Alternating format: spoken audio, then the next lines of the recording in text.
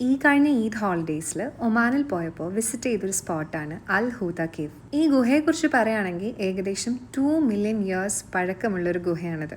1960 ഒരു ആട്ടിടയനാണ് ഈ ഒരു ഗുഹ കണ്ടെത്തിയത്.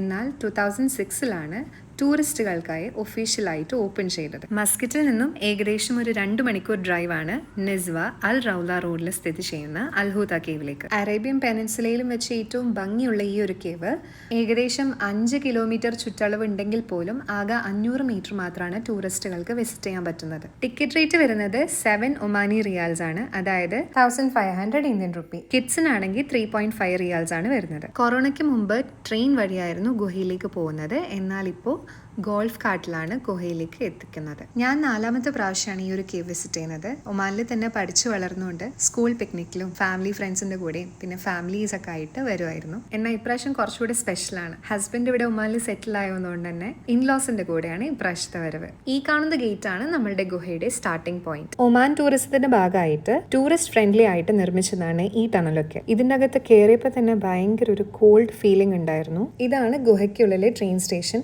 ഇവിടെയാണ് ട്രെയിൻ വന്ന് നിർത്താറ്. കഴിഞ്ഞ 3 പ്രാവശ്യം വന്നപ്പോഴും എനിക്ക് ട്രെയിനിൽ കയറാൻ പറ്റിയിട്ടില്ല. It was always under maintenance. ഈ വീഡിയോ കാണുന്ന ആരെങ്കിലും ഈ ട്രെയിനിൽ കയറിയിട്ടുണ്ടെങ്കിൽ ഒന്ന് കമന്റ് ചെയ്യണേ. കേവിന്റെ ഉള്ളിൽ കയറി കഴിഞ്ഞാൽ അത് വേറെ തന്നെ ഒരു ലോകമാണ്. ഈ കേവിന്റെ ഫുൾ ചരിത്രം പറഞ്ഞുകൊണ്ടുള്ള സൈൻ ബോർഡ്സ് പല സ്ഥലത്തും കാണാം. ഇവിടുത്തെ air and water are completely different from outside world. Temperature ranges from 21 to 25 degree Celsius. പിന്നെ ഇവിടെ എടുത്തു പറയാനുള്ളൊരു കാര്യം ഈ കേവിനുള്ളിലുള്ള പാറകളുടെ ഫോർമേഷൻസ് ആണ്. 2 ദശലക്ഷം വർഷങ്ങൾ മുന്നേ കടൽ വലിഞ്ഞുണ്ടായതുകൊണ്ട് തന്നെ ഈ കേവിലുള്ളത് ലൈം സ്റ്റോൺ ആണ്. പല പല രൂപത്തിന്റെയും കാരണമായിട്ട് പറയുന്നത് എയറിലുള്ള കാർബൺ ഡൈ ഓക്സൈഡ് ലൈം സ്റ്റോണുമായിട്ട് കമ്പൈൻ ചെയ്യുമ്പം കാർബോണിക് ആസിഡ് ഫോം ചെയ്യുന്നു. അത് പാറകൾ ഉരുക്കി ഇതേപോലത്തെ ഷേപ്സ് ആക്കി മാറ്റുന്നു. ഈ കാണുന്ന ഒരു മനുഷ്യൻ ഇരിക്കുന്ന പോലെ തോന്നില്ലേ? അതേപോലെ ഇത് ഒരു സിംഹത്തിന് റിസംബിൾ ചെയ്യുന്നില്ലേ? ഐസ്ക്രീം സ്കൂപ്സ് മെൽറ്റ് ചെയ്യുന്നത് പോലെയും അതേപോലെ പല പല ഷേപ്സും നമുക്ക് ഇവിടെ കാണാൻ പറ്റും. ഈ കേവിൽ ആകെ മൊത്തം 4 ലേക്സ് ഉണ്ട്. അതിലെ ലാർജസ്റ്റ് ലേക്കാണ് ഈ കാണുന്നത്.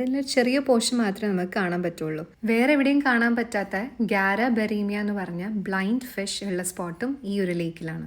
ചില പാറകൾക്കൊക്കെ നമ്മളെ ഹൈറ്റാണ്. ബ്ലൈൻഡ് ഫിഷിനെ കൂടാതെ സ്പൈഡേഴ്സും ബാറ്റ്സും ചെറിയ ഇൻവേർട്ടിബ്രേറ്റ്സ് ഒക്കെ ഈ ഗുഹയിലുണ്ട്. പക്ഷേ ഈ പറയുന്ന ഒന്നിനെയും ഞാൻ കണ്ടിട്ടില്ല കേട്ടോ ഇതുവരെ. അൽ ഹൂത കേവ് 1 ടൈം എക്സ്പീരിയൻസിനൊക്കെ ഉള്ളൂ. പക്ഷെ ഒറ്റ തവണയെങ്കിലും കാണണം. കാരണം ഇപ്പോഴും ആ കേവ് ഷേപ്പ് ചെയ്തുകൊണ്ടിരിക്കുക എന്നാണ് പറയുന്നത്. It's A living geological structure. എന്തായാലും പഠിച്ചുകൊണ്ട് ഓരോ പഠിപ്പുകൾ. പിന്നെ ഞങ്ങൾ ഫുഡൊക്കെ കഴിച്ച് അവിടെ നിന്ന് മടങ്ങി. അപ്പോൾ അത്രയേ ഉള്ളൂ. അൻറ്റിൽ ദെൻ ബൈ ഫ്രം ഫെബി.